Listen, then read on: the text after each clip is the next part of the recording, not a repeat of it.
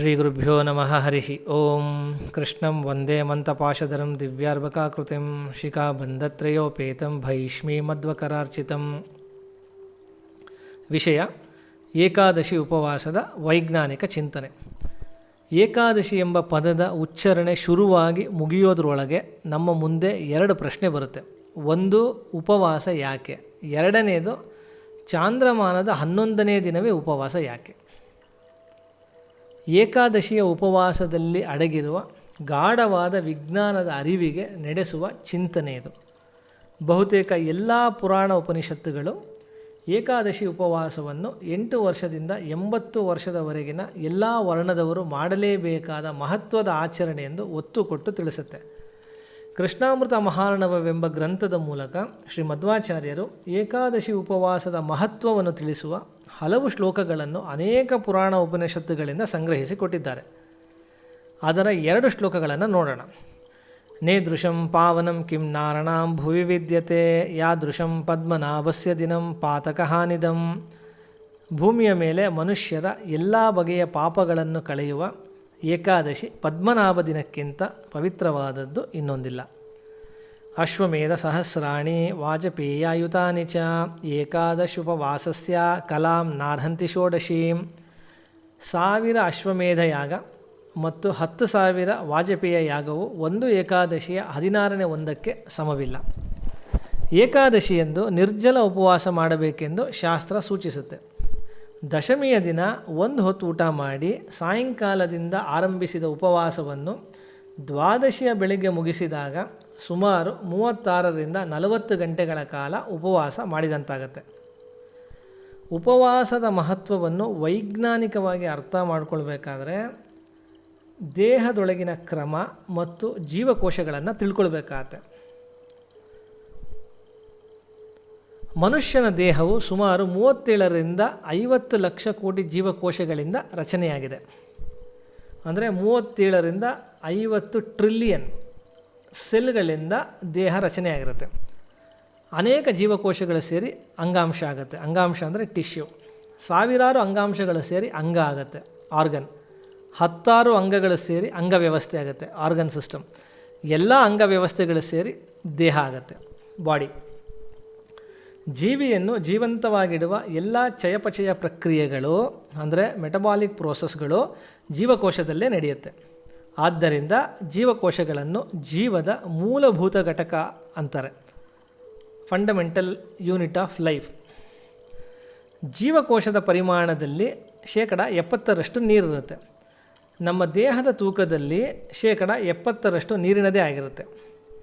ಅದರಲ್ಲಿ 66% ಜೀವಕೋಶದ ಒಳಗಿರುತ್ತೆ ಮತ್ತು 34% ಜೀವಕೋಶದ ಹೊರಗಿರುತ್ತೆ. ಅಂದರೆ ಸೆಲ್ ವಾಲ್ಯೂಮ್ನಲ್ಲಿ 70% ನೀರಿರುತ್ತೆ. ನಮ್ಮ ಬಾಡಿ ವೆಯ್ಟಲ್ಲೂ 70% ನೀರಿನ ವೆಯ್ಟೇ ಇರುತ್ತೆ. ಅದರಲ್ಲಿ 2/3 ಸೆಲ್ ಒಳಗಿರುತ್ತೆ, 1/3 ಆಫ್ ವಾಟರ್ ಸೆಲ್ಲಿಂದ ಹೊರಗಿರುತ್ತೆ. ಜೀವಕೋಶ ಮತ್ತು ಅದರ ಅನುಕಣಗಳನ್ನು ನೋಡೋಣ. ಜೀವಕೋಶಗಳು ಎಲ್ಲ ಜೀವಗಳನ್ನು ಸೃಷ್ಟಿಸುವ ಮೂಲಭೂತ ಘಟಕಗಳು. ಅಂದರೆ ಸೆಲ್ಗಳು ಬೇಸಿಕ್ ಬಿಲ್ಡಿಂಗ್ ಬ್ಲಾಕ್ಸ್. ದೇಹದ ಒಳಗೆ ನಡೆಯುವ ಎಲ್ಲ ಚಟುವಟಿಕೆಗಳಿಗೆ ಜೀವಕೋಶಗಳೇ ಕಾರಣ. ಜೀವಕೋಶಗಳು ಅನೇಕ ಅನುಕಣಗಳನ್ನು ಹೊಂದಿರುತ್ತೆ. ಅಂದರೆ ಸೆಲ್ ಒಳಗೆ ಅನೇಕ ಆರ್ಗನೆಲ್ಸ್ ಇರುತ್ತೆ.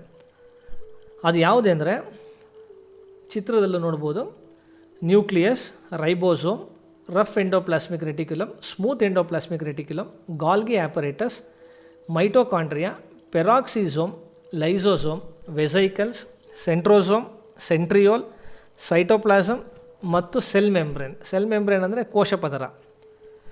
ಪ್ರತಿಯೊಂದು ಅಣುಕಣವು ಮುಖ್ಯವಾಗಿದ್ದು ಜೀವಕೋಶದಲ್ಲಿ ತನ್ನದೇ ಆದ ಪ್ರಮುಖ ಕಾರ್ಯಗಳನ್ನು ಹೊಂದಿರುತ್ತೆ. ಸದ್ಯಕ್ಕೆ ಕೋಶದೊಳಗಿನ ಅಣುಕಣಗಳ ವಿವರಗಳನ್ನು ನಾವು ನೋಡ್ತಾ ಇಲ್ಲ.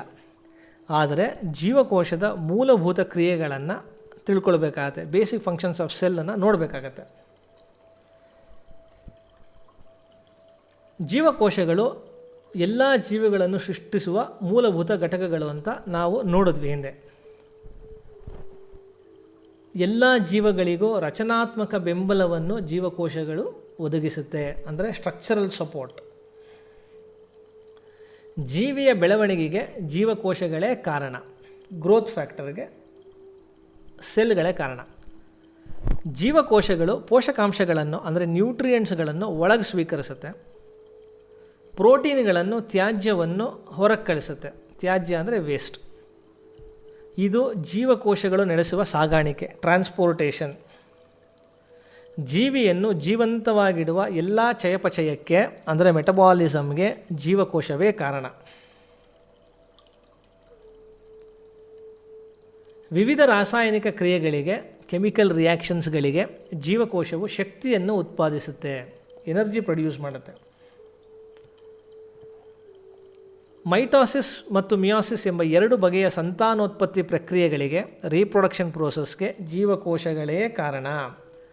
ಮೈಟೋಸಿಸ್ ಅಸ್ತಿತ್ವದಲ್ಲಿರುವ ದೇಹದ ಬೆಳವಣಿಗೆಗೆ ಕಾರಣವಾದರೆ, ಮಿಯೋಸಿಸ್ ಹೊಸ ಜೀವದ ಅಸ್ತಿತ್ವಕ್ಕೆ ಕಾರಣವಾಗುತ್ತೆ. ಈಗ ಉಪವಾಸದ ಮಹತ್ವವನ್ನು ನೋಡೋಣ. ಉಪವಾಸದಿಂದ ಕೀಟೋನ್ಸ್ ಉತ್ಪತ್ತಿಯಾಗುತ್ತೆ. ಕೀಟೋನ್ಸ್ ನಮ್ಮ ದೇಹಕ್ಕೆ ಅತ್ಯಗತ್ಯವಾದ ಆ್ಯಂಟಿ ಆಕ್ಸಿಡೆಂಟ್ ಪ್ರಕ್ರಿಯೆ ಮತ್ತು ಹಾನಿ ದುರಸ್ತಿಯ ವಂಶವಾಹಿಗಳನ್ನು ಕ್ರಿಯಾತ್ಮಕವಾಗಿಸುತ್ತೆ. ಅಂದರೆ ಆ್ಯಂಟಿ ಆಕ್ಸಿಡೆಂಟ್ ಮತ್ತು ಡ್ಯಾಮೇಜ್ ರಿಪೇರ್ ಜೀನ್ಸ್ಗಳನ್ನು ಆ್ಯಕ್ಟಿವೇಟ್ ಮಾಡುತ್ತೆ. ಇವೆರಡು ನಮ್ಮ ದೇಹಕ್ಕೆ ತುಂಬ ಮುಖ್ಯ. ಮೆದುಳು ಗ್ಲೂಕೋಸ್ ಬದಲು ಕೀಟೋನ್ಸ್ ಉಪಯೋಗಿಸಿದಾಗ ಮಾನಸಿಕ ಸ್ಪಷ್ಟತೆ ಮತ್ತು ಸಕಾರಾತ್ಮಕ ಮನಸ್ಥಿತಿಯನ್ನು ಅಂದರೆ ಮೆಂಟಲ್ ಕ್ಲಾರಿಟಿ ಮತ್ತು ಪಾಸಿಟಿವ್ ಮೂಡನ್ನು ಉತ್ತೇಜಿಸುತ್ತಾ ಮೆದುಳಿನ ಬೆಳವಣಿಗೆಯ ಅಂಶಕ್ಕೂ ಚಲನೆ ನೀಡುತ್ತೆ, ಅಂದರೆ ಬ್ರೈನ್ ಗ್ರೋತ್ ಫ್ಯಾಕ್ಟರ್ಗೂ ಚಲನೆ ನೀಡುತ್ತೆ. ಆದ್ದರಿಂದ ಉಪವಾಸದಂದು ಅಧ್ಯಯನ ಮತ್ತು ಧ್ಯಾನವನ್ನು ಮಾಡಬೇಕು ಅಂತ ಸೂಚಿಸ್ತಾರೆ. ಉಪವಾಸವು ಆಟೋಫೇಗಿ ಎಂಬ ವಿಶೇಷವಾದ ಪ್ರಕ್ರಿಯೆಯನ್ನು ಜೀವಕೋಶದ ಒಳಗೆ ಸಕ್ರಿಯಗೊಳಿಸುತ್ತೆ. ಅಂದರೆ ಆಟೋಫೇಗಿ ಅನ್ನೋ ಒಂದು ಸ್ಪೆಷಲ್ ಪ್ರಾಸೆಸ್ನ ಸೆಲ್ ಒಳಗೆ ಆ್ಯಕ್ಟಿವೇಟ್ ಮಾಡುತ್ತೆ. ಆಟೋಫೇಗಿ ಎಂಬುದು ಪ್ರತಿಯೊಬ್ಬರಿಗೂ ದೈವದತ್ತವಾದ ಕೊಡುಗೆ. ಏಕಾದಶಿ ಎಂದು ನಿರ್ಜಲ ಉಪವಾಸ ಮಾಡಬೇಕೆಂದು ಶಾಸ್ತ್ರದಲ್ಲಿ ತಿಳಿಸಿರುವ ವಿಚಾರವನ್ನು ಅರ್ಥೈಸೋಣ. ನಿರ್ಜಲ ಉಪವಾಸದಿಂದ ಜೀವಕೋಶದ ಹೊರಗೆ ಅಂದರೆ ಎಕ್ಸ್ಟ್ರಾ ಸೆಲ್ಯುಲರ್ ಕಂಪಾರ್ಟ್ಮೆಂಟಲ್ಲಿ ನೀರು ಕಮ್ಮಿಯಾಗಿ ಲವಣಾಂಶ ಜಾಸ್ತಿ ಆಗುತ್ತೆ, ಅಂದರೆ ಹೈಪರ್ಟಾನಿಕ್ ಸೊಲ್ಯೂಷನ್ ಕ್ರಿಯೇಟ್ ಆಗುತ್ತೆ. ಆಗ ಜೀವಕೋಶಕ್ಕೆ ಹೊರಗಿನಿಂದ ನೀರು ಒಳಕ್ಕೆ ಹೋಗದೆ ಒಳಗಿರುವ ನೀರು ಹೊರಗಡೆ ಬರುತ್ತೆ. ಜೀವಕೋಶದ ಒಳಗಿರುವ ನೀರು ಹೊರಗೆ ಬರುತ್ತೆ. ನೀರು ಕೋಶದ ಒಳಗೆ ಹೋಗಲಿಲ್ಲ ಅಂದರೆ ಗ್ಲೂಕೋಸ್ ಕೂಡ ಒಳಗೆ ಹೋಗಲ್ಲ, ಯಾಕಂದರೆ ಗ್ಲೂಕೋಸ್ ನೀರಿನ ಜೊತೆನೇ ಜೀವಕೋಶದ ಒಳಗೆ ಹೋಗೋದು. ಗ್ಲೂಕೋಸ್ ಒಳಗೆ ಹೋಗಲಿಲ್ಲ ಅಂದರೆ ಜೀವಕೋಶದೊಳಗೆ ಶಕ್ತಿ ಉತ್ಪಾದನೆ ಆಗಲ್ಲ. ಆಗ ಆಟೋಫೇಗಿ ಕೋಶದೊಳಗಿರುವ ಘಟಕಗಳನ್ನು ಬಳಸಿ, ಅಂದರೆ ಸೆಲ್ ಒಳಗಡೆ ಇರೋ ಕಾಂಪೋನೆಂಟ್ಸ್ನ ಯೂಸ್ ಮಾಡಿಕೊಂಡು ಶಕ್ತಿ ಉತ್ಪಾದಿಸುತ್ತೆ, ಎನರ್ಜಿಯನ್ನು ಪ್ರೊಡ್ಯೂಸ್ ಮಾಡುತ್ತೆ. ಈ ಪ್ರಕ್ರಿಯೆಯಲ್ಲಿ ಕೋಶ ಪದರದ ಹರಿತ್ವ ಅಂದರೆ ಸೆಲ್ ಮೆಂಬ್ರೇನ್ ಪರ್ಮಿಯಬಿಲಿಟಿ ಮತ್ತು ಮೈಟೋಕಾಂಡ್ರಿಯಾದ ಒಳಪದರದ ಹರಿತ್ವವನ್ನು ಮೈಟೋಕಾಂಡ್ರಿಯನ್ ಇನ್ನರ್ ಮೆಂಬ್ರೇನ್ ಪರ್ಮಿಯಬಿಲಿಟಿ ಪರೀಕ್ಷಿಸಲಾಗುತ್ತೆ. ಮೈಟೋಕಾಂಡ್ರಿಯಾ ಸೆಲ್ ಒಳಗಡೆ ಇರೋ ಒಂದು ಮುಖ್ಯವಾದ ಆರ್ಗನೆಲ್. ಅದು ಸೆಲ್ ಒಳಗೆ ಎನರ್ಜಿಯನ್ನು ಪ್ರೊಡ್ಯೂಸ್ ಮಾಡೋದೇ ಮೈಟೋಕಾಂಡ್ರಿಯಾ. ಕೋಶ ಪದರದ ಅಸಮರ್ಪಕ ಹರಿತ್ವವು ಅಂದರೆ ಸೆಲ್ ಮೆಂಬ್ರೇನ್ ಇಂಪ್ರಾಪರ್ ಪರ್ಮಿಯಬಿಲಿಟಿ ನರಮಂಡಲಕ್ಕೆ ಸಂಬಂಧಿಸಿದ ರೋಗಗಳು, ನ್ಯೂರೋ ಡಿಜೆನರೇಟಿವ್ ಡಿಸೀಸಸ್, ಸ್ನಾಯು ಅಸ್ವಸ್ಥತೆ, ಮಸಲ್ ಡಿಸಾರ್ಡರ್ಸ್ಗಳಂಥ ರೋಗಗಳಿಗೆ ಕಾರಣವಾಗುತ್ತೆ. ಮೈಟೋಕಾಂಡ್ರಿಯಾದ ಒಳಪದರದ ಅಸಮರ್ಪಕ ಹರಿತ್ವವು ಅಂದರೆ ಮೈಟೋಕಾಂಡ್ರಿಯನ್ ಇನ್ನರ್ ಮೆಂಬ್ರೇನ್ ಇಂಪ್ರಾಪರ್ ಪರ್ಮಿಯಬಿಲಿಟಿ ಚಯಾಪಚಯ ವೈಫಲ್ಯ, ಮೆಟಬಾಲಿಸಮ್ ಫೇಲ್ಯೂರ್ ಮತ್ತು ಆಯುಷನ್ನು ಕ್ಷೀಣಿಸುವ ಜೀವಕೋಶದ ಸಾವಿಗೆ ಕಾರಣವಾಗುತ್ತೆ, ಅಂದರೆ ಸೆಲ್ ಡೆತ್ ಪ್ರಾಸೆಸ್ಗೆ ಕಾರಣವಾಗುತ್ತೆ. ಈಗ ಆಟೋಫೇಗಿಯ ಬಗ್ಗೆ ತಿಳ್ಕೊಳ್ಳೋಣ. ಆಟೋಫೇಗಿ ಯಾಕೆ ನಮಗೆ ತುಂಬ ಮಹತ್ವವಾದದ್ದು, ಅದು ದೈವದತ್ತವಾದ ಕೊಡುಗೆ ಅನ್ನುವ ಗುಣಗಳು ಅದರಲ್ಲಿ ಏನಿದೆ ಅಂತ ನೋಡೋಣ. ಕೋಶದ ಒತ್ತಡ, ಸೆಲ್ಯುಲಾರ್ ಸ್ಟ್ರೆಸ್, ಕೋಶದ ಸಾವು, ಸೆಲ್ ಡೆತ್, ಕ್ಯಾನ್ಸರ್, ನರಮಂಡಲ ರೋಗಗಳು, ನ್ಯೂರೋ ಡಿಜೆನರೇಟಿವ್ ಡಿಸೀಸಸ್, ಭ್ರೂಣಜನ್ಯತೆ ಹಾಗೂ ಕೋಶ ವ್ಯತ್ಯಾಸ, ಎಂಬ್ರಿಯೋಜೆನೆಸಿಸ್ ಮತ್ತು ಸೆಲ್ ಡಿಫ್ರೆನ್ಷಿಯೇಷನ್, ಮಧುಮೇಹ, ಟೈಪ್ 2 ಡಯಾಬಿಟಿಸ್, ವಯಸ್ಸಾಗುವಿಕೆ, ಏಜಿಂಗ್, ಸೋಂಕು, ಇನ್ಫೆಕ್ಷನ್ ಮತ್ತು ಉಪವಾಸದಿಂದ ಅಂದರೆ ಫಾಸ್ಟಿಂಗ್ ಆಟೋಫೇಗಿಯು ಸಕ್ರಿಯಗೊಳ್ಳುತ್ತೆ. ಅಂದರೆ ಇದಿಷ್ಟು ಕಾರಣಗಳಿಂದ ಆಟೋಫೇಗಿ ಆ್ಯಕ್ಟಿವೇಟ್ ಆಗುತ್ತೆ ಸೆಲ್ ಒಳಗೆ. ಆದರೆ ಉಪವಾಸದಿಂದ ಸಕ್ರಿಯಗೊಳ್ಳುವ ಆಟೋಫೇಗಿಯ ವಿಶೇಷತೆ ಏನಂದರೆ ಅದು ಮೇಲೆ ತಿಳಿಸಿರುವಂತಹ ರೋಗಗಳು ಬರುವ ಸಾಧ್ಯತೆಯನ್ನು ಕಮ್ಮಿ ಮಾಡುತ್ತೆ. ಜೀವಕೋಶದೊಳಗಿನ ಅಣುಕಣಗಳು ವಿಫಲವಾಗಬಹುದು ಅಥವಾ ದುರ್ಬಲವಾಗಬಹುದು. ಸೆಲ್ ಆರ್ಗನೆಲ್ಸ್ ಫೇಲ್ ಆಗ್ಬೋದು ಅಥವಾ ವೀಕ್ ಆಗ್ಬೋದು. ನಿಷ್ಕ್ರಿಯ ಅಥವಾ ಅಸಮರ್ಪಕ ಅಣುಕಣಗಳಿಂದ, ಡಿಸ್ಫಂಕ್ಷನಲ್ ಆರ್ಗನೆಲ್ಸ್ನಿಂದ ವಯಸ್ಸಾಗುವಿಕೆ, ಕ್ಯಾನ್ಸರ್, ಹೃದಯ ರೋಗಗಳು, ನರಮಂಡಲ ರೋಗಗಳಂಥ ತೊಂದರೆಗಳು ಸಂಭವಿಸುತ್ತೆ. ಆಟೋಫೇಗಿಯು ಅಂಥ ನಿಷ್ಕ್ರಿಯ ಮತ್ತು ಅಸಮರ್ಪಕ ಅಣುಕಣಗಳನ್ನು ತೆಗೆದುಹಾಕುತ್ತೆ. ದೇಹದ ಲಕ್ಷಾಂತರ ಕೋಟಿ ಕೋಶಗಳು ಕಾಲಕ್ರಮೇಣ ಅನಗತ್ಯ ಅಣುಗಳನ್ನು, ಅನ್ವಾಂಟೆಡ್ ಮಾಲಿಕ್ಯೂಲ್ಸ್ಗಳನ್ನು ಶೇಖರಿಸಿಕೊಳ್ಳುತ್ತೆ, ಅಕ್ಯುಮುಲೇಟ್ ಮಾಡಿಕೊಳ್ಳುತ್ತೆ. ಅಂಥ ಮಾಲಿಕ್ಯೂಲ್ಸ್ ಮತ್ತು ಪ್ರೋಟೀನ್ಗಳನ್ನು ತೆಗೆಯದಿದ್ದರೆ ಆಲ್ಝಮೈರ್ಸ್, ಹಂಟಿಂಗ್ಟನ್ಸ್ ಅಂತಹ ರೋಗಗಳು ಬರುತ್ತೆ. ಆಟೋಫೇಗಿಯು ಅಂಥ ಅನಗತ್ಯ ಅಥವಾ ಬಳಸದ ಪ್ರೋಟೀನ್ಗಳನ್ನು ತೆಗೆದುಹಾಕುತ್ತೆ. ಆಟೋಫೇಗಿಯು ದೋಷವಿರುವ ಕೋಶಗಳನ್ನು ಸರಿ ಮಾಡುತ್ತೆ. ಮಾಲ್ ಫಂಕ್ಷನಿಂಗ್ ಸೆಲ್ಗಳ ರಿಪೇರಿ ಮಾಡುತ್ತೆ. ಆಗದಿದ್ದಲ್ಲಿ ನಾಶ ಮಾಡುತ್ತೆ. ಇಲ್ಲದಿದ್ದರೆ ಅದು ಕ್ಯಾನ್ಸರ್ ಕೋಶಗಳಾಗಿ ಬದಲಾಗುತ್ತೆ. ದೇಹದಲ್ಲಿ ವಿಷ ಶೇಖರಣೆಯಿಂದ, ಟಾಕ್ಸಿನ್ ಅಕ್ಯುಮುಲೇಷನ್ನಿಂದ, ಕೆಂಪು ರಕ್ತ ಕಣಗಳ ನಾಶಕ್ಕೆ, ರೆಡ್ ಬ್ಲಡ್ ಸೆಲ್ಸ್ ಡಿಸ್ಟ್ರಕ್ಷನ್ ಮತ್ತು ಅಪಾಯಕಾರಿ ದ್ಯುತಿ ಸಂವೇದನಶೀಲತೆಗೆ, ಡೇಂಜರಸ್ ಫೋಟೋಸೆನ್ಸಿಟಿವಿಟಿಗೆ ಕಾರಣವಾಗುತ್ತೆ. ಯಾವುದೋ ವಿಷ ಶೇಖರಣೆ. ಆಟೋಫೇಗಿಯು ಅಂಥ ವಿಷ ಹಾಗೂ ಸೋಂಕುಕಾರಕಗಳನ್ನು ತೆಗೆದು, ಅಂದರೆ ಟಾಕ್ಸಿನ್ ಮತ್ತು ಇನ್ಫೆಕ್ಷಿಯಸ್ ಏಜೆಂಟ್ಸ್ಗಳನ್ನು ತೆಗೆದು ನಿರೋಧಕ ಶಕ್ತಿಯನ್ನು ಬಲಪಡಿಸುತ್ತೆ, ಇಮ್ಯುನಿಟಿಯನ್ನು ಸ್ಟ್ರಾಂಗ್ ಮಾಡುತ್ತೆ. ಆಟೋಫೇಗಿಯು ಮೊದಲು ಸಮಸ್ಯೆಗಳನ್ನು ಪರಿಹರಿಸಲು ಪ್ರಯತ್ನಿಸುತ್ತೆ. ಆಗದಿದ್ದಲ್ಲಿ ಅಪಾಪ್ಟೋಸಿಸ್ ಅನ್ನೋ ಕೋಶ ಸಾವಿನ ಪ್ರಕ್ರಿಯೆಯನ್ನು ಸಕ್ರಿಯಗೊಳಿಸಲು ಮೈಟೋಕಾಂಡ್ರಿಯಾವನ್ನು ನಿಯಂತ್ರಿಸುತ್ತೆ. ಅಂದರೆ ಆ ಸಮಸ್ಯೆಗಳನ್ನು ಪರಿಹರಿಸೋಕ್ಕೆ ಆಗಲಿಲ್ಲ ಅಂದರೆ ಅಪಾಪ್ಟೋಸಿಸ್ ಅನ್ನೋ ಒಂದು ಸೆಲ್ ಡೆತ್ ಪ್ರೋಸೆಸ್ಸನ್ನು ಆ್ಯಕ್ಟಿವೇಟ್ ಮಾಡೋದಕ್ಕೆ ಮೈಟೋಕಾಂಡ್ರಿಯಾನ ರೆಗ್ಯುಲೇಟ್ ಮಾಡುತ್ತೆ. ಯಾಕೆಂದರೆ ಅಪಾಪ್ಟೋಸಿಸ್ ಅನ್ನೋ ಸೆಲ್ ಡೆತ್ ಪ್ರೋಸೆಸ್ ಮೈಟೋಕಾಂಡ್ರಿಯಾದಲ್ಲಿ ರೆಗ್ಯುಲೇಟ್ ಆಗುತ್ತೆ. ಅಂಥ ಮೈಟೋಕಾಂಡ್ರಿಯಾನೇ ನಿಷ್ಕ್ರಿಯ ಆಗಬಹುದು. ಆಗ ನಮ್ಮ ಮೆದುಳು, ನರಗಳು, ಸ್ನಾಯು, ಮಸಲ್ಸ್, ಮೂತ್ರಪಿಂಡಗಳು, ಕಿಡ್ನೀಸ್, ಹೃದಯ, ಯಾಕೃತ್ತು, ಲಿವರ್, ಕಣ್ಣು, ಕಿವಿ, ಮೇದೋಜೀರಿಕ ಗ್ರಂಥಿ, ಪ್ಯಾನ್ಕ್ರಿಯಾಸ್ ಅಂತ ಯಾವುದೇ ಅಂಗಗಳಿಗೂ ಹಾನಿಯಾಗಬಹುದು, ವಿಫಲವಾಗಬಹುದು ಅಥವಾ ಗೆಡ್ಡೆಗಳಂಥ ತೊಂದರೆಗಳಾಗಬಹುದು, ಟ್ಯೂಮರ್ಗಳಂಥ ತೊಂದರೆಗಳಾಗಬಹುದು. ಅಂಥ ಸಂದರ್ಭದಲ್ಲಿ ಆಟೋಫೇಗಿಯು ಮೈಟೋಕಾಂಡ್ರಿಯಾದ ಅವನತಿಯನ್ನು, ಡಿಗ್ರೇಡೇಷನ್ ಅಥವಾ ಮೈಟೋಕಾಂಡ್ರಿಯಾವನ್ನು ನಾಶ ಮಾಡೋದು, ಮೈಟೋಕಾಂಡ್ರಿಯಾದ ಅವನತಿಯನ್ನು ನಿರ್ದೇಶಿಸುತ್ತೆ ಮತ್ತು ಹೊಸ ಮೈಟೋಕಾಂಡ್ರಿಯಾದ ರಚನೆಗೆ ಕಾರಣವಾದ ಪ್ರೋಟೀನ್ಗಳನ್ನು ಸಕ್ರಿಯಗೊಳಿಸೋಕ್ಕೆ ಕಾರಣವಾಗುತ್ತೆ.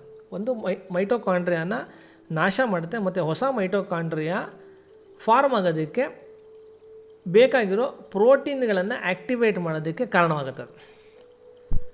ನಮ್ಮ ಶರೀರದ ಕಾರ್ಯನಿರ್ವಹಣೆಗೆ ಹಲವಾರು ರೀತಿಯ ಜೀವಕೋಶದ ಅಗತ್ಯ ಇರುತ್ತೆ, ವೇರಿಯಸ್ ಟೈಪ್ಸ್ ಆಫ್ ಸೆಲ್ಸ್. ಆದರೆ ಪ್ರತಿಯೊಂದು ಬಗೆಯ ಕೋಶವನ್ನು ದೇಹ ಉತ್ಪಾದಿಸುವುದಿಲ್ಲ. ಅದರ ಬದಲಿಗೆ ಆಕಾರ ಕೋಶಗಳನ್ನು, ಅಂದರೆ ಸ್ಟೆಮ್ ಸೆಲ್ಸ್ಗಳನ್ನು ಉತ್ಪಾದಿಸುತ್ತೆ. ಯಾಕೆಂದರೆ ಯಾವುದೇ ಕೋಶವಾಗಿ ಬದಲಾಗುವ ಸಾಮರ್ಥ್ಯ ಸ್ಟೆಮ್ ಸೆಲ್ಸ್ಗಳಿರುತ್ತೆ. ಜೀವದ ಜನನವಾಗೋದೇ ಸ್ಟೆಮ್ ಸೆಲ್ನಿಂದ. ಸ್ಟೆಮ್ ಸೆಲ್ಸ್ಗಳು ರೋಗಗಳ ವಿರುದ್ಧ ಹೋರಾಡುವುದಲ್ಲದೆ ನಮಗೆ ಉತ್ತಮ ಆರೋಗ್ಯವನ್ನು ಕೊಡುವಂಥದ್ದು. ಆಟೋಫೇಗಿಯು ಸ್ಟೆಮ್ ಸೆಲ್ಸ್ಗಳ ಕಾರ್ಯದಕ್ಷತೆ ಉಳಿಸಲು, ಅಂದರೆ ಅದರ ಫಂಕ್ಷನಾಲಿಟಿ ಉಳಿಸಲು, ಅದರ ಚಯಾಪಚಯ ಕ್ರಿಯೆಯನ್ನು ನಿಯಂತ್ರಿಸುತ್ತೆ, ಅಂದರೆ ಮೆಟಬಾಲಿಸಮ್ನ ರೆಗ್ಯುಲೇಟ್ ಮಾಡುತ್ತೆ. ಆಟೋಫೇಗಿಯು ದೇಹದಲ್ಲಿ ಕೆಲಸ ಮಾಡದಿದ್ದಾಗ ಕ್ಯಾನ್ಸರ್, ನರಮಂಡಲ ರೋಗಗಳು, ಸ್ನಾಯು ಅಸ್ವಸ್ಥತೆ, ಆಲ್ಝಮೈರ್ಸ್ನಂತಹ ತೊಂದರೆಗಳಿಗೆ ಕಾರಣವಾಗುತ್ತೆ. ಉಪವಾಸದಿಂದ ಆಟೋಫೇಗಿಯನ್ನು ಸಕ್ರಿಯಗೊಳಿಸಿ, ಅಂದರೆ ಆ್ಯಕ್ಟಿವೇಟ್ ಮಾಡಿ, ನಮಗೆ ಒದಗಬಹುದಾದ ಗಂಭೀರ ಮತ್ತು ಮಾರಣಾಂತಿಕ ಲೈಫ್ ಥ್ರೆಟನಿಂಗ್ ರೋಗಗಳನ್ನು ತಡೆಯಬಹುದು ಅಂತ ಶರೀರಶಾಸ್ತ್ರದಿಂದ ನೋಡಿದ್ವಿ, ಫಿಸಿಯಾಲಜಿಯಿಂದ ನೋಡಿದ್ವಿ. ಈಗ ಏಕಾದಶಿಯಂದೇ ಯಾಕೆ ಉಪವಾಸ ಮಾಡಬೇಕು ಅನ್ನೋ ಕಾರಣವನ್ನು ನೋಡೋಣ. ಇದು ಭೂಭೌತಶಾಸ್ತ್ರಕ್ಕೆ ಸಂಬಂಧಿಸಿದೆ, ಅಂದರೆ ಜಿಯೋಫಿಸಿಕ್ಸ್ಗೆ ಸಂಬಂಧಿಸಿದೆ. ಈ ವಿಷಯದ ಸ್ಪಷ್ಟತೆಗಾಗಿ ಸೂರ್ಯ, ಚಂದ್ರ ಮತ್ತು ಭೂಮಿಯ ಸಂಬಂಧವನ್ನು ಅರ್ಥ ಮಾಡ್ಕೋಬೇಕು.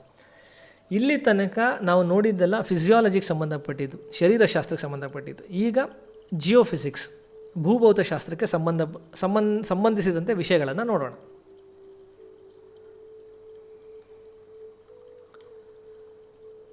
ಉಬ್ಬರಗಳು ಅಥವಾ ಸಮುದ್ರದ ಅಲೆಗಳ ಏರಿಳಿತ ಅಂದರೆ ಏನು ಅಂತ ನಮಗೆ ಗೊತ್ತಿದೆ. ಟೈಡ್ಸ್ ಅಂತಾರೆ ಅದಕ್ಕೆ. ಸೂರ್ಯ ಮತ್ತು ಚಂದ್ರನ ಗುರುತ್ವಾಕರ್ಷಣ ಸೆಳೆತದಿಂದ ಅಂದರೆ ಗ್ರಾವಿಟೇಷನಲ್ ಪುಲ್ಲಿಂದ ಭೂಮಿಯ ನೀರಿನ ಮೇಲೆ ಉಬ್ಬರಗಳು ಉಂಟಾಗುತ್ತೆ, ಅಂದರೆ ಟೈಡ್ಸ್ ಫಾರ್ಮ್ ಆಗುತ್ತೆ. ಭೂಮಿಯ ಮೇಲೆ 71% ನೀರಿದೆ, 71% ನೀರಿದೆ. ಹಾಗೆಯೇ ದೇಹದಲ್ಲೂ 70% ನೀರಿದೆ, 70% ದೇಹದಲ್ಲೂ ನೀರಿದೆ. ಅಂದರೆ ಚಂದ್ರನ ಪ್ರಭಾವ ನಮ್ಮ ದೇಹದ ಮೇಲೂ ಇದೆ. ಅಮಾವಾಸ್ಯೆ ಮತ್ತು ಹುಣ್ಣಿಮೆಯಾಗೋದು ಸೂರ್ಯ, ಚಂದ್ರ ಮತ್ತು ಭೂಮಿ ಒಂದೇ ರೇಖೆಯಲ್ಲಿದ್ದಾಗ. ಚಿತ್ರದಲ್ಲಿ ನೋಡ್ಬೋದು, ಸೂರ್ಯ, ಚಂದ್ರ ಮತ್ತು ಭೂಮಿ ಒಂದೇ ರೇಖೆಯಲ್ಲಿ ಇದ್ದಾಗ ಅಮಾವಾಸ್ಯೆ ಮತ್ತು ಹುಣ್ಣಿಮೆ ಆಗುತ್ತೆ. ಸೂರ್ಯ ಮತ್ತು ಭೂಮಿಯ ನಡುವೆ ಚಂದ್ರ ಬಂದಾಗ ಅಮಾವಾಸ್ಯೆ, ಸೂರ್ಯ ಮತ್ತು ಚಂದ್ರನ ನಡುವೆ ಭೂಮಿ ಬಂದಾಗ ಹುಣ್ಣಿಮೆ. ಎರಡು ಸಂದರ್ಭದಲ್ಲೂ ಭೂಮಿಯ ಮೇಲೆ ಚಂದ್ರನ ಗುರುತ್ವಾಕರ್ಷಣ ಸೆಳೆತವು ಅಂದರೆ ಗ್ರಾವಿಟೇಷನಲ್ ಪುಲ್ ಸಾಗರದಲ್ಲಿ ಸಾಮಾನ್ಯಕ್ಕಿಂತ ಬಲಿಷ್ಠವಾದ ಉಬ್ಬರವನ್ನುಂಟು ಮಾಡುತ್ತೆ, ಅಂದರೆ ಸ್ಟ್ರಾಂಗರ್ ಟೈಡ್ಸ್ನ ಕ್ರಿಯೇಟ್ ಮಾಡುತ್ತೆ. ಚಂದ್ರನ ಉಬ್ಬರದೊಂದಿಗೆ ಅಂದರೆ ಲೂನಾರ್ ಟೈಡ್ ಜೊತೆಗೆ ಸೌರ ಉಬ್ಬರವು ಸೋಲಾರ್ ಟೈಡ್ ಜೊತೆಗೂಡಿ ಇನ್ನಷ್ಟು ಬಲಶಾಲಿ ಉಬ್ಬರಗಳು ಉಂಟಾಗುತ್ತೆ, ಅಂದರೆ ಇನ್ನಷ್ಟು ಸ್ಟ್ರಾಂಗ್ ಟೈಡ್ಸ್ ಫಾರ್ಮ್ ಆಗುತ್ತೆ. ಅದಕ್ಕೆ ಉಕ್ಕು ಉಬ್ಬರಗಳು ಅಂತಾರೆ, ಅಂದರೆ ಸ್ಪ್ರಿಂಗ್ ಟೈಡ್ ಅಂತಾರೆ ಅದಕ್ಕೆ.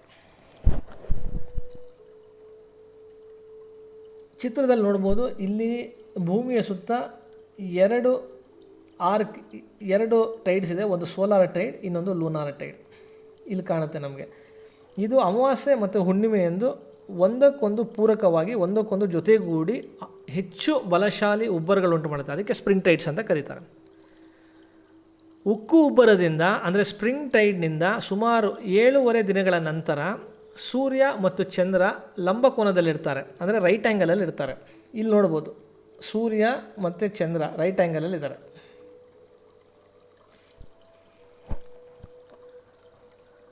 ಇಲ್ಲಿ ಸೌರ ಉಬ್ಬರವು ಅಂದರೆ ಸೋಲಾರ್ ಟೈಡ್ ಚಾಂದ್ರ ಉಬ್ಬರವನ್ನು ಭಾಗಶಃ ರದ್ದುಗೊಳಿಸುತ್ತೆ, ಅಂದರೆ ಲೂನಾರ್ ಟೈಡನ್ನು ಪಾರ್ಷಿಯಲಿ ಕ್ಯಾನ್ಸಲ್ ಮಾಡುತ್ತೆ.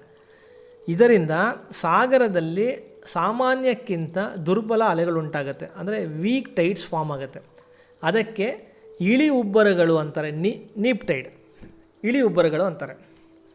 ಸೂರ್ಯನಿಗಿಂತ ಚಂದ್ರ ಚಿಕ್ಕದಾಗಿದ್ದರೂ ಭೂಮಿಯ ಮೇಲೆ ಅದರ ಗುರುತ್ವಾಕರ್ಷಣ ಶಕ್ತಿಯ ಪ್ರಮಾಣ ಸೂರ್ಯನಿಗಿಂತ ಹೆಚ್ಚು. ಗ್ರಾವಿಟೇಷನಲ್ ಫೋರ್ಸ್ ಸೂರ್ಯನಿಗಿಂತ ಚಂದ್ರನಿಂದ ಜಾಸ್ತಿ ಭೂಮಿಯ ಮೇಲೆ ಎಫೆಕ್ಟ್ ಅದು. ಯಾಕೆಂದರೆ ಅದು ಸೂರ್ಯನಿಗಿಂತ ಭೂಮಿಗೆ ಹತ್ರ. ಸೌರ ಉಬ್ಬರದ ಸರಾಸರಿ ಅಂದರೆ ಆ್ಯಾವ್ರೇಜ್ ಸೋಲಾರ್ ಟೈಡ್ ಚಾಂದ್ರ ಉಬ್ಬರದ ಸರಾಸರಿಗೆ ಅಂದರೆ ಆ್ಯಾವ್ರೇಜ್ ಲೂನಾರ್ ಟೈಡಿಗೆ 50% ಇರುತ್ತೆ, ಅಂದರೆ 50%, ಅರ್ಧ ಇರುತ್ತೆ. ಉಕ್ಕು ಉಬ್ಬರಗಳು ಇಳಿ ಉಬ್ಬರಕ್ಕಿಂತ ಹೆಚ್ಚು ಶಕ್ತಿಶಾಲಿಗಳಾಗಿರುತ್ತೆ.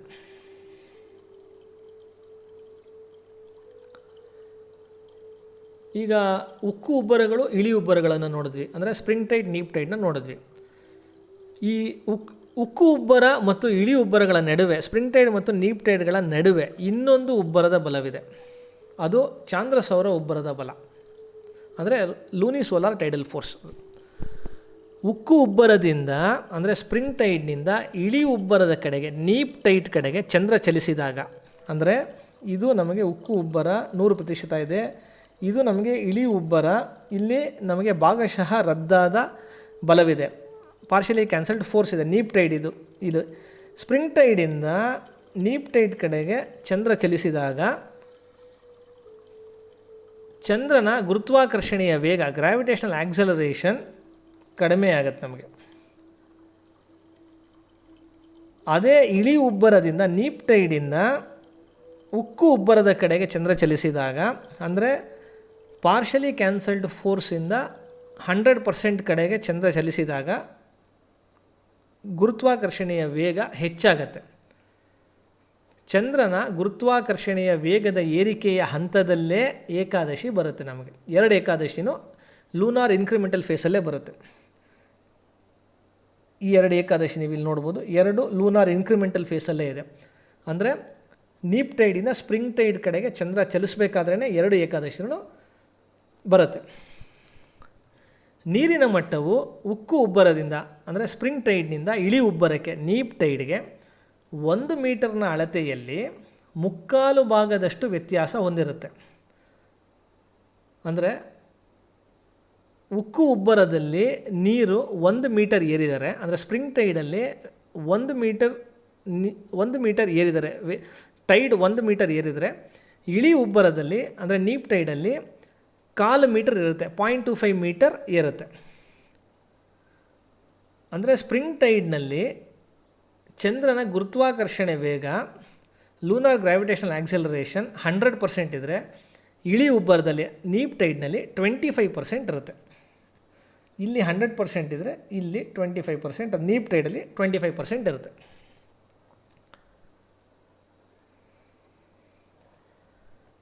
ಭಾಗಶಃ ರದ್ದಿನ ನಂತರ ಇಳಿ ಉಬ್ಬರದಲ್ಲಿ ಚಂದ್ರಬಲ 25%, 25%. ಇಳಿ ಉಬ್ಬರದಿಂದ ಉಕ್ಕು ಉಬ್ಬರಕ್ಕೆ ದಿನಗಳ ಅಂತರ, ಅಂದರೆ ನೀಪ್ ಟೈಡಿಂದ ಸ್ಪ್ರಿಂಗ್ ಟೈಡ್ಗೆ ದಿನಗಳ ಅಂತರ 7.5 ದಿನಗಳ ಅಂತರ. 7.5 ದಿನದಿಂದ 15ನೇ ದಿನಕ್ಕೆ ಚಂದ್ರನ ಗಳಿಸಬೇಕಾದ ಬಲ 7.5 ದಿನದಲ್ಲಿ 25% 25% ಇದೆ. 15ನೇ ದಿನಕ್ಕೆ 100% ಆಗುತ್ತೆ. ಅಂದರೆ 7.5ಯಿಂದ 15ನೇ ದಿನಕ್ಕೆ ಚಂದ್ರ ಚಲಿಸಿದಾಗ ಗಳಿಸಬೇಕಾಗಿರೋ ಬಲ 75% ಗಳಿಸಬೇಕು. ಸರಾಸರಿ ಗಳಿಕೆ ಪ್ರತಿ ದಿನಕ್ಕೆ ಗಳಿಸಬೇಕಾಗಿರೋದು 75 ದಿನಗಳು 7.5 ಭಾಗಿಸಿದಾಗ ಸರಾಸರಿ 10% ಆಗುತ್ತೆ. ಇಳಿ ಉಬ್ಬರದಿಂದ ಏಕಾದಶಿಗೆ ದಿನಗಳ ಅಂತರ 7.5 ದಿನದಿಂದ 11ನೇ ದಿನಕ್ಕೆ ದಿನಗಳ ಅಂತರ 3.5 ದಿನಗಳಲ್ಲಿ ಚಂದ್ರನು ಗಳಿಸುವ ಬಲ 1 ದಿನಕ್ಕೆ 10% ಅಂದರೆ 3.5 ದಿನಕ್ಕೆ 35%. ಇಳಿ ಉಬ್ಬರದಿಂದ ಏಕಾದಶಿಗೆ ಚಂದ್ರನು ಗಳಿಸುವ ಬಲ ಇಳಿ ಉಬ್ಬರದಲ್ಲಿ 25% ಇದೆ, ಅಲ್ಲಿಂದ 3.5 ದಿನಕ್ಕೆ 35% ಗಳಿಸುತ್ತೆ. ಅಂದರೆ 25 + 35 60, 60% ಆಗುತ್ತೆ. ಏಕಾದಶಿ ಎಂದು ಸೌರಬಲ ಚಾಂದ್ರಬಲಕ್ಕೆ 50% ಅಂತ ನೋಡಿದ್ವಿ. ಸೊ ಚಾಂದ್ರಬಲ 60% ಅಂದರೆ ಸೌರಬಲ 30%. ಏಕಾದಶಿ ಎಂದು ಚಾಂದ್ರ ಸೌರಬಲ 60% ಚಂದ್ರ ಮತ್ತು 30% ಸೌರ. ವಿಜ್ಞಾನದಲ್ಲಿ ಹಲವಾರು ಪ್ರಯೋಗಗಳು ಅಂದರೆ ಎಕ್ಸ್ಪರಿಮೆಂಟ್ಸ್ 30% ಸೌರ ಮತ್ತು 60% ಚಾಂದ್ರಬಲ ಇರುವ ಚಾಂದ್ರ ಸೌರ ಬಲದಲ್ಲಿ ಭೂಮಿಯ ಮೇಲಿನ ಬೆಳವಣಿಗೆಯ ನಿಯಂತ್ರಣಕ್ಕೆ ಅಂದರೆ ಗ್ರೋತ್ ರೆಗ್ಯುಲೇಷನ್ಗೆ ಸಾಕ್ಷಿಯಾಗಿದೆ. ಸೂಚಿಸಿದ ಚಾಂದ್ರ ಸೌರ ಬಲದ ಪರಿಮಾಣವು ಏಕಾದಶಿ ಎಂದು ಅನುಭವಕ್ಕೆ ಬರುವ ಲೆಕ್ಕವನ್ನು ನೋಡಿದ್ವಿ.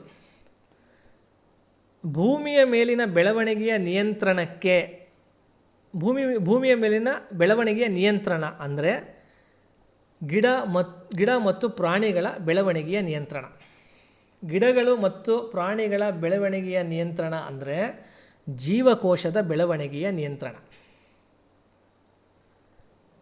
ಬೆಳವಣಿಗೆಗೆ ನಿಯಂತ್ರಣದ ಮಾರ್ಗಗಳು ಆಟೋಫೇಗಿ ವಂಶವಾಹಿಗಳ ಮೇಲೆ ಅಂದರೆ ಆಟೋಫೇಗಿ ಜೀನ್ಸ್ಗಳ ಮೇಲೆ ಸಂಯೋಜಿಸುವುದರಿಂದ ಆಟೋಫೇಗಿಯು ಜೀವಕೋಶದ ಬೆಳವಣಿಗೆಯ ಕೇಂದ್ರ ನಿಯಂತ್ರಕ ವ್ಯವಸ್ಥೆಯಾಗಿ ನಿಲ್ಲುತ್ತೆ. ಅಂದರೆ cell growth central regulatory system ಆಗುತ್ತದೆ.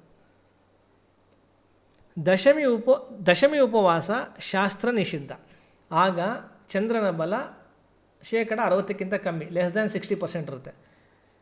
ದಶಮಿ ಸಂಜೆಯಿಂದ ಉಪವಾಸ ಶುರುವಾಗಿ ಸುಮಾರು 12 ಗಂಟೆಗಳಾದಾಗ ಅಂದರೆ ಉಪವಾಸ ಶುರು ಮಾಡಿ 12 ಅವರ್ಸ್ ಆದಾಗ ಏಕಾದಶಿ ಬೆಳಗ್ಗೆ ಆಗಿರುತ್ತೆ. ಆಗ ಚಂದ್ರನ ಬಲ ಲೂನಾರ್ ಫೋರ್ಸ್ 60% ಇರುತ್ತೆ. ದಿನ ಕಳೆದಂತೆ ಉಪವಾಸದ ಅವಧಿಯ ಜೊತೆಗೆ ಚಂದ್ರನ ಬಲವೂ ಹೆಚ್ಚಾಗುತ್ತೆ. ದ್ವಾದಶಿ ಬೆಳಿಗ್ಗೆ ಆಹಾರ ಸೇವಿಸಿದಾಗ ಉಪವಾಸ ಮುಗಿದು ಆಟೋಫೇಗಿ ನಿಷ್ಕ್ರಿಯಗೊಳ್ಳುತ್ತೆ. ಚಂದ್ರಬಲ ಲೂನಾರ್ ಫೋರ್ಸ್ ಆವಾಗ 70% ಇರುತ್ತೆ, 70% ಇರುತ್ತೆ.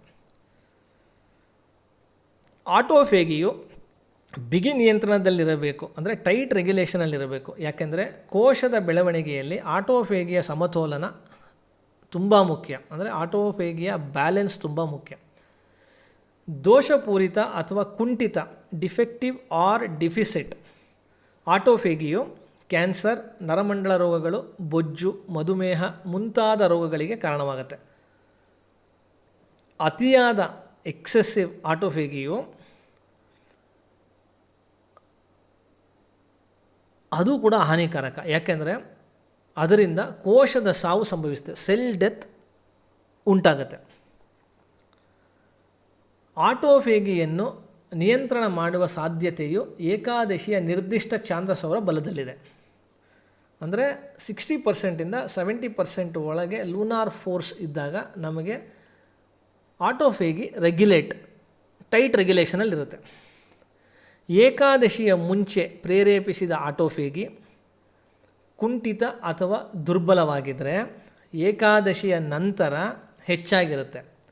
ಆದ್ದರಿಂದ ಏಕಾದಶಿ ಅಲ್ಲದ ದಿನ ಮಾಡಿದ ಉಪವಾಸವು ಆಟೋಫೇಗಿಯಿಂದ ರೋಗಗಳನ್ನು ಗುಣಪಡಿಸುವ ಸಾಧ್ಯತೆಯನ್ನು ತಡೆಗಟ್ಟುವುದಲ್ಲದೆ ಅನಗತ್ಯವಾದ ಮಾರಣಾಂತಿಕ ರೋಗಗಳನ್ನು ಆಹ್ವಾನಿಸುತ್ತೆ.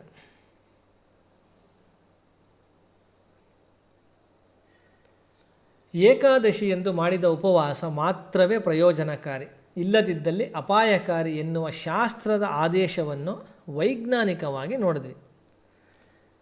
ಏಕಾದಶಿಯ ದೃಢತೆಗೆ ಬೇರೆ ಏನು ಬೇಕು ನಮಗೆ? ಭಗವಂತನ ಯೋಜನೆ ನಮ್ಮ ಆರೋಗ್ಯವನ್ನು ಕಾಪಾಡಲು ಕಾತರದಿಂದ ಕಾಯ್ತಾ ಇದೆ. ಅದಕ್ಕೆ ನಾವು ಮಾಡಬೇಕಾಗಿರೋದು 15 ದಿನಕ್ಕೊಂದು ಸಲ ಏಕಾದಶಿ ಎಂದು ನಿರ್ಜಲ ಉಪವಾಸ ಮಾತ್ರ.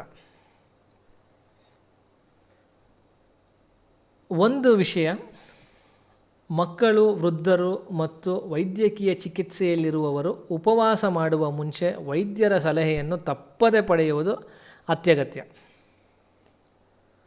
ಏಕಾದಶಿ ಉಪವಾಸವೆಂಬ ಒಂದು ವಿಷಯದಲ್ಲಿ ಶರೀರಶಾಸ್ತ್ರ ವಿಜ್ಞಾನ ಮತ್ತು ಭೂಭೌತಶಾಸ್ತ್ರ ವಿಜ್ಞಾನ ಅಡಗಿರೋದನ್ನು ಅರಿತಾಗ ನಮ್ಮ ಶಾಸ್ತ್ರ ಎಷ್ಟು ಗಾಢವಾದದ್ದು, ಎತ್ತರವಾದದ್ದು ಎನ್ನುವ ಜೊತೆಗೆ ಅದು ಆಧ್ಯಾತ್ಮಿಕ ವಿಜ್ಞಾನವೂ ಹೌದು ಅಂತ ಅರ್ಥ ಆಗುತ್ತೆ ನಮಗೆ.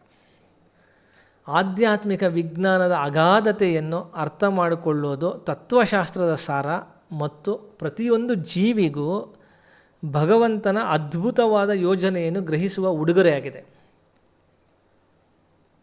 ಎಲ್ಲ ಕಾಲಘಟ್ಟದಲ್ಲೂ ಶ್ರೀ ವೇದವ್ಯಾಸರ ಕೃತಿಗಳು ಇಡೀ ವಿಜ್ಞಾನ ಸಮುದಾಯಕ್ಕೆ ಉಲ್ಲೇಖಗಳಾಗಿ, ಅಂದರೆ ಸಿಟೇಷನ್ಸ್ಗಳಾಗಿ ನಿಂತಿದೆ. ಆದರೆ ಅದು ನಮಗೆ ಅರ್ಥ ಆಗಬೇಕಷ್ಟೆ. ವೈಜ್ಞಾನಿಕ ಶಾಸ್ತ್ರಜ್ಞರಾದ ಶ್ರೀ ಮಧ್ವಾಚಾರ್ಯರಿಗೆ ಹಾಗೂ ಮಧ್ವಂತರ್ಗತ ಶ್ರೀ ಕೃಷ್ಣ ಪರಮಾತ್ಮನಿಗೆ ಪ್ರಣಾಮಗಳನ್ನು ಸಲ್ಲಿಸುತ್ತಾ ಪ್ರತಿ ಏಕಾದಶಿಯು ಉಪವಾಸ ಮಾಡುವ ದೃಢತೆ ಮತ್ತು ಇನ್ನಷ್ಟು ಆಧ್ಯಾತ್ಮಿಕ ವಿಜ್ಞಾನದ ಚಿಂತನೆ ಮಾಡುವ ಸಾಮರ್ಥ್ಯ ಕೊಡಲಿ ಅಂತ ಪ್ರಾರ್ಥಿಸುತ್ತಾ ಈ ಮಾತುಗಳನ್ನು ಮುಗಿಸ್ತೀನಿ. ಕೃಷ್ಣಾರ್ಪಣಮಸ್ತು. ಕೃಷ್ಣಂ ವಂದೇ ಜಗದ್ಗುರುಂ.